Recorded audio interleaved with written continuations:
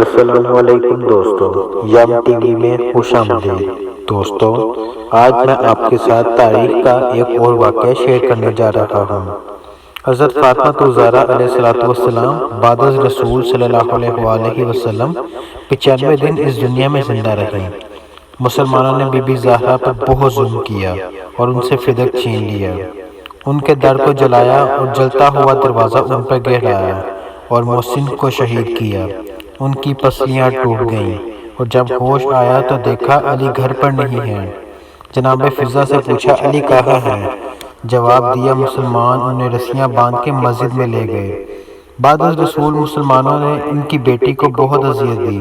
خود be be Fatima الزہرا علیہ السلام نے فرمایا کہ مجھ پر اتنی مصیبتیں آئیں کہ اگر یہی مصیبتیں دن پڑ جاتی تو رات میں بدل جاتی۔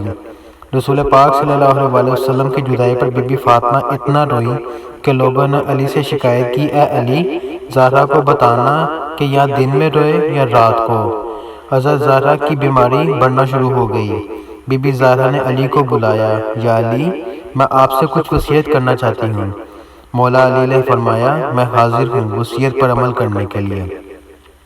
بی بی فاطمہ الزہرا علیہ السلام نے فرمایا، یا علی، مجھے رات کو غسل دینا اور رات کو کفن پہنانا اور رات کو مجھے دفن کرنا اور میری قبر کی جگہ کسی کو نہ بتانا اور قیامت تک میری اولاد کو سلام پہنچانا۔